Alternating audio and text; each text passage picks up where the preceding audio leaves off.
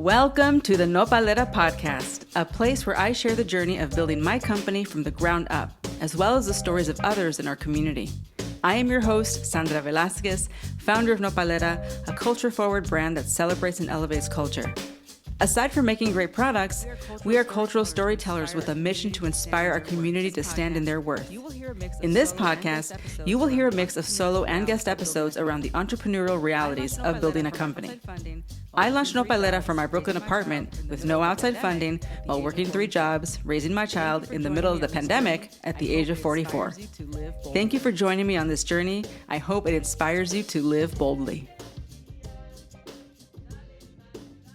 If you are interested in learning how venture capital works, this is the episode for you. You're going to want to listen to it at least 3 times. Sharlene Guiriba is a Chicago native and Filipina immigrant passionate about creating pipelines and mitigating equity gaps for under-resourced communities through investments and innovation. She focuses on early-stage VC, especially across edtech, fintech, Web3, climate, and AI-driven deals. Before becoming a VC, she started out as a CPA at Deloitte and worked as an operator at the fintech startup NextCapital. When I was first starting to raise capital for Nopalera last year, I had no idea where to begin. I didn't know any venture capitalists. I didn't know how it worked at all. And so it's really so valuable when we have people like Sharlene who are so generous with their information and also so clear at breaking it down so that you truly understand how this world of venture capital works. You're going to learn that what she has to do is so much what we have to do as well. We have to go out and pitch and raise money. She has to do the same. VCs have to do the same. You might be surprised to learn. Anyway, without further ado, here is Sharlene. Hey, Sharlene, how are you? Welcome to the Nopalera podcast. Hi, thank you so much for having me. Always a great time to reconnect with you, Sandra. I want to just dive right into how your journey into becoming a VC. Walk me through how you got to where you are. I know that you've had a journey, right, to get to where you are, but I think it's so fascinating because when I was first trying to raise money, I was like, who are these VC people? How do I find them, right? And then when I met you, I was like, you're so down to earth and so cool.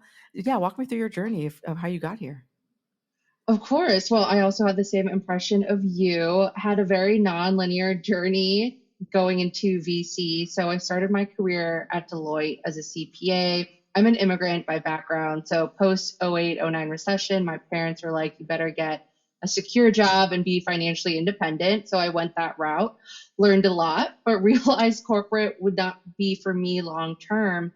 And so I decided to do a complete 180 and go to a B2B fintech startup doing retirement robo-advising.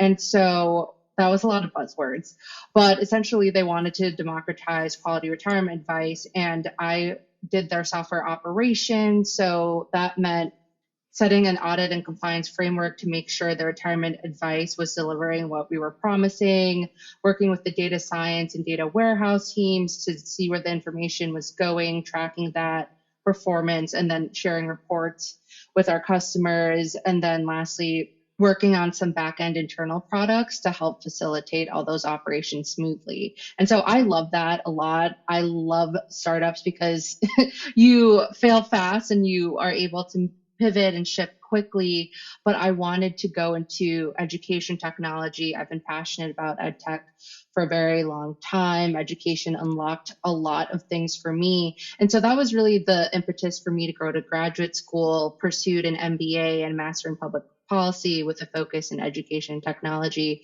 But during my time there, I did an internship with Chicago Public Schools, and I'm an alumni of that. And I was like, there's so many issues in education. Where am I supposed to start? How do I pick one tech startup? And so that's when I started looking more into venture capital because it would give me exposure to so many wonderful, creative, and bold entrepreneurs really tackling tough issues. And so during my time in graduate school, I interned at a plethora of VC funds, Ginkona Ventures out of Chicago, Reach Capital out of San Francisco that focuses strictly in ed tech, and then Harlem Capital in New York. And a common thread was all of them really want to create impact and support diverse founders. And for me, I wanted to expand my vision past ed tech because there's a lot of intersectionality with like healthcare and finance. And so that's how I found myself at Lerer Hippeau, just because they are early stage as well, but focus on a lot of areas and they actually want to do ed tech. A lot of VCs tend to shy away from it. So I was happy to find them. Tell me a little bit about, so you're in this moment, you decide you're interested in venture. This is how you're going to make an impact. Hmm. How do you even get into the room? Like, did you just call Chingona Ventures and say, hey, like, let me join your team. I want to make an impact. How do you, right? Because for me, Yes. it's like the proximity, right? It's about the Hmm. network. And I was very out of network. And so it Yes. felt like I was climbing like the castle wall, right? So how did you climb the castle wall? Yes, for sure. I will say that pursuing an MBA is definitely a hack. And when I was in business school, I let everyone know I'm like super into ed tech. Like, this is why I want to go to VC. I want to empower people of color, women, LGBTQ plus founders. And I think in order to do that, you need those diverse check writers in the room. So I was very vocal about why I was pursuing VC. And so a friend, shout out Teek Chapa, if you are doing VC or you're an entrepreneur, you probably met Teek, but he connected me with Samara. And honestly, at the time, I was just starting my journey. So I am happy that she gave me a chance. The Reach Capital team also gave me a chance early on. And what I continue to do is really be vocal about my brand. It's not something for everyone, but I lean into it and it's worked for me. So hopefully I can be top of mind when it comes to what VCs want to support these types of founders and create that type of impact. I love it. I think I met Teak at Stanford. That's Yes. probably like at some Yes. kind of He's in the like Bay round Area. table of VCs. Okay. Yes. I was like, there's only probably one person with that name. Right. um, It's a great name. so for those that are interested, like maybe in following your path, right, that want to Mm-hmm. make an impact through VC, tell us a little bit more of the nitty gritty. So you're like, okay, you get this opportunity from Chingona Ventures. Do you have to put money in to participate? I mean, at that stage, you're not a partner, right? You're just maybe Right. learning. But Mm-hmm. like as you scale and like where you are now, how does that Mm-hmm. work, like from a back end finance perspective, as much as you're willing to share, obviously? Yes. So I would say if you're interested in VC, two paths, internships and then angel investing. I'll start with the latter just because that gives you more autonomy to really go after the investments you want to and then to practice like the VC framework, but you need to make a certain amount of money to do that. And so it's not always the most accessible pathway, but I know there are angel programs out there that'll give you a chance to do it in a more structured format. Maybe you don't necessarily have to put in like large checks, but that is one way to gain exposure. Another is internships. So Chingona Ventures is one. Harlem Capital is another that is more open to like if you're full time or like you're an undergraduate student, just because Chingona tends to focus on MBAs. And so searching for those types of programs is critical because one, you'll understand whether you like VC or you want to do investing at all. But for early stage, especially, it'll give you a chance to focus on two things, which is diligence and then sourcing. So sourcing is pretty much just finding fantastic entrepreneurs such as yourself and building those warm relationships and really being an advocate for that particular startup, for that fund. And then the diligence is, outside of being in love with the team, what are major areas of concern, because no startup is perfect, but essentially you want to de-risk as much as possible. And so you do research to build that conviction, and then hopefully you can take it to your investment committee, and then people will vote whether or not they want to move forward with the startup. But really, it's just about reps. Like, I've been doing this for several months now, and I'm still like, okay, like, what am I really looking for? What are the key questions I have to ask depending on the industry? And so it just takes time. But I think just doing those two things and really participating in your local tech entrepreneurship ecosystem is great. One other resource I would say is any academic institutions, because they tend to have demo days or events focused on founders. So I would do that and also get on Twitter. A lot of VCs and entrepreneurs are constantly That's tweeting why that I is, joined. yeah, That's totally like why I joined Twitter. up to date news. And you can just meet so many awesome people through Twitter. And it's like totally normal. I've met a bunch of people through Twitter.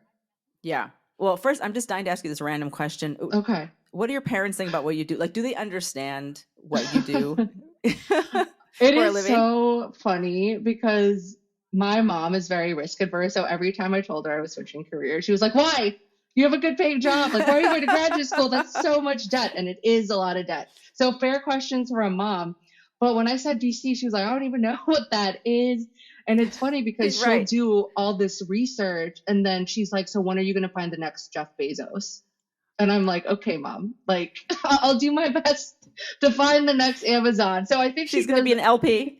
yeah, she understands it to that extent in terms of like, what does success look like? It's funny too, because she was like, did you see what happened with SVB? And I was like, excuse me. Like that was like several hours after the fact. And I was like, can we just postpone this conversation until after we figure out what happens? But I would say yes, my mom, and bless his heart, my dad, to an extent understand what I'm doing. Yeah, I love that.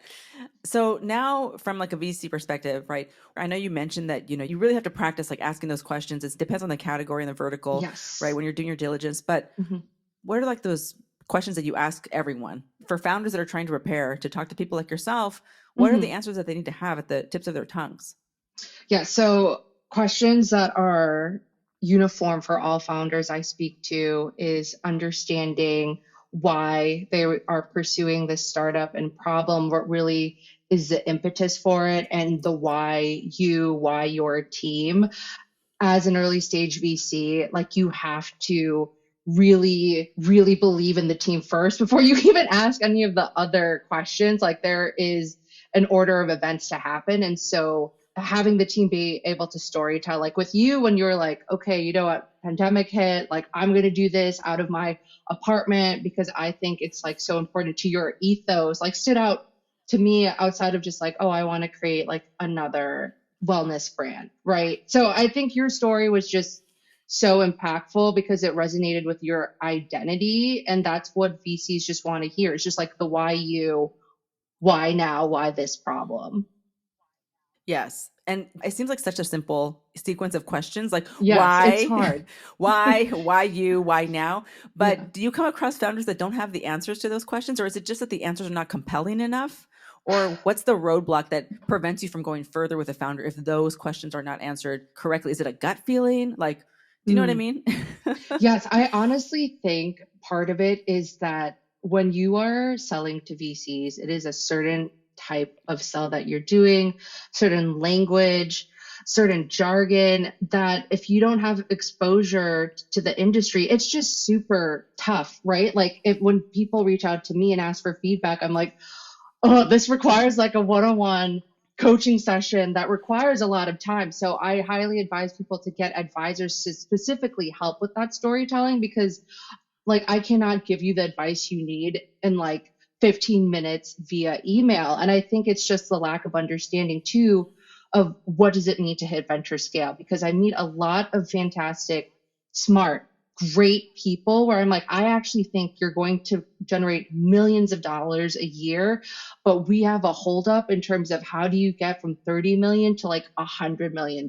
And it is not easy. That is why that capital is super hard to get because you have to really shoot for the stars and more. And so I think it is well worth founders' time to get an advisor that has gone through so many pitches to help them with this storytelling. Because a lot of the times I'm like, I actually think you know the answer, but the way you're presenting is not what I need to share with my Yeah. partners. And that's just so tough, right? Because it's not really their fault. It's just how the industry is structured, but it's definitely Yeah. super hard.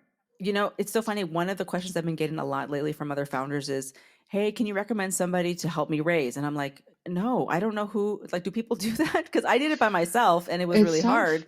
right? But I mean, are there people like? How would you even go about finding? Like, I hear what you're saying. It makes so much sense. Like, Yeah. founders. Not every founder is a good speaker. Not every founder Hmm. is a good storyteller. Sometimes they're too cerebral. They know everything. They have the curse of knowledge. How do they Yeah. communicate their why and their mission, right? And why them and that confidence? You need like almost like a speech coach, you know what I Yeah. mean? And where do people find those people?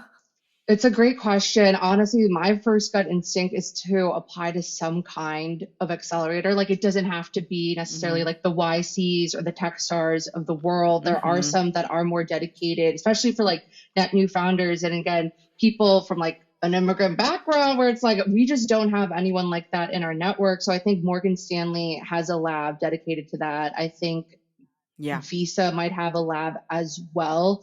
And just like really finding those accelerators, ideally that are going to give you non dilutive capital, which means like you don't have to give up your ownership and to really put you in a cohort with founders similar to you, and then can actually have the resources that you need on a more personal basis.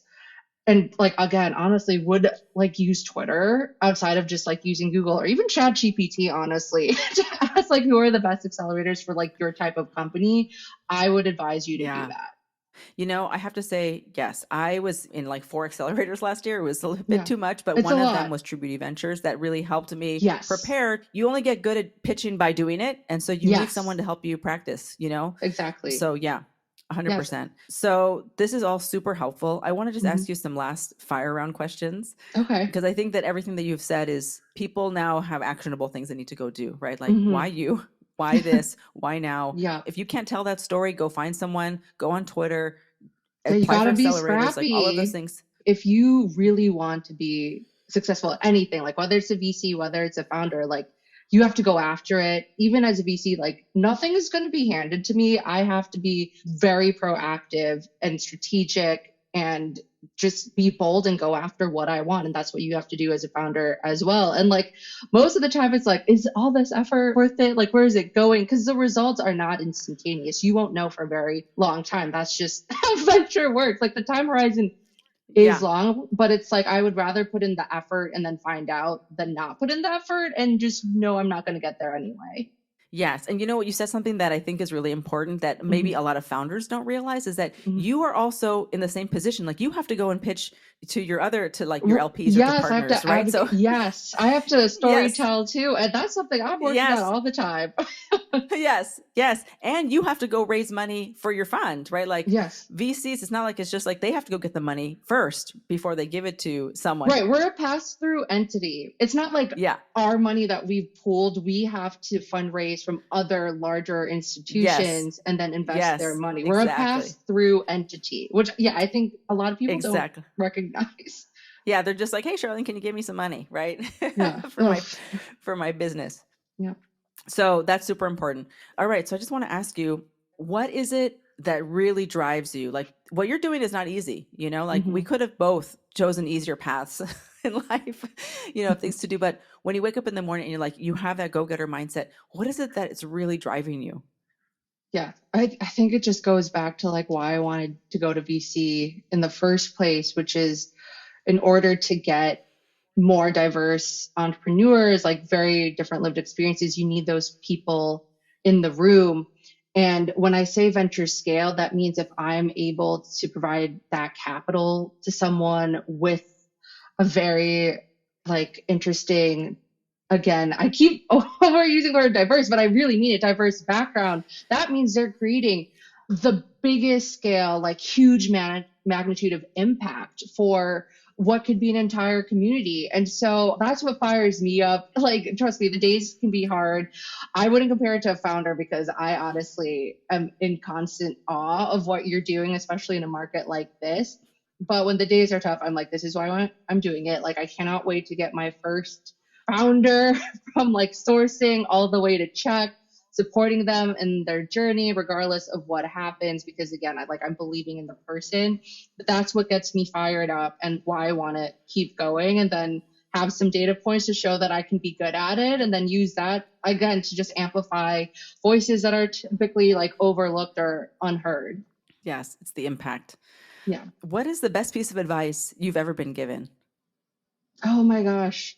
Honestly, this sounds so cliche, but to be yourself. Just because even when I was recruiting for VC and it's like, oh my God, people are super smart, like everyone is super capable. And it's like, okay, but what about you is different and what are you bringing to the table? And just lean into like my strengths. Like obviously we all have our weaknesses, but trying to figure out how do we get around that and how could we leverage that to really keep ourselves motivated and move forward. But yeah, I think just being yourself and staying true to your ethos. Yeah, it's easier said than done, right? I think Yes, I'm always telling people the 100%. most important thing you can do is get to know yourself. You need to Yeah. know who you are. So, can you describe your perfect day to me? Oh my gosh, perfect day. That is a great question. Honestly, it's getting a lot of stuff done. But taking away from that, I think a perfect day would probably just be like hang out with my family and friends at like a barbecue. I'm Filipino, so then we do karaoke afterwards. Everyone's like singing and dancing. And so that would be like my ideal day off. But like ideal work days, I get a lot of stuff done. That's always the first thing that comes to mind. So I know. I love that. Barbecue followed by karaoke. I want yes. to come. Oh, I love Can I karaoke. come hang out with your family? On a like rooftop or like in the park when the weather's nice. Oh, Ideally, this is not during winter. yeah. No. Yeah, no. What do you want to be remembered for?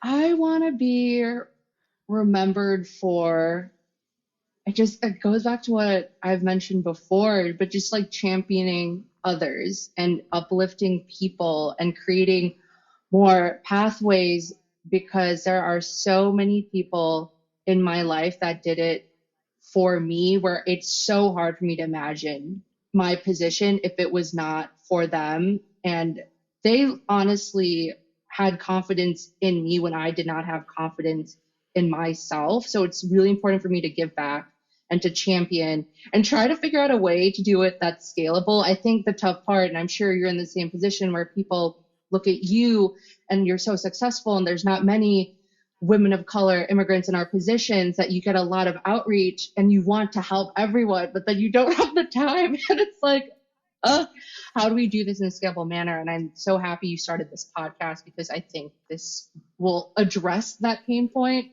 But yeah, just really just being champions for other people. I love that. And yes, what you just said is correct. I feel terrible when people are like, can we just hop on a 20-minute Zoom? And I'm like, I'm sorry, I don't have time. But listen to the podcast. Yes, exactly. Now you're like, here's some gems. Yeah. Yes, here's the resource library that I'm building for y'all. So amazing. Anyway, Sharlene, thank you so much for your time. Such great insight. I think you just gave us like the bullet points of what people need to know about what you do and how it relates to us. And a lot of what we do is very similar, we're just on different sides of the table, but thank you so much for your time. Oh my gosh. Well, thank you so much for having me. Shout out Nopalera products. I am actually going to get some more scrub shortly. I love it. Like unsolicited, like I'm not being paid for this, but yes, go buy Sandra's products. Thank you.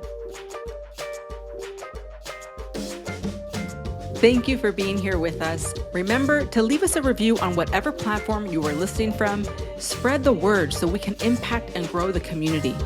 If you are an entrepreneur looking for more real talk and resources, you can join my entrepreneurial newsletter from my personal website, sandralilavelasquez.com. But also visit nopalera.co to pick up your favorite self-care items for yourself and your loved ones. Join the Nopalera mailing list to be the first to hear about new products, exclusive promos. And you can find us on Instagram and TikTok at nopalera.co. Stay resilient.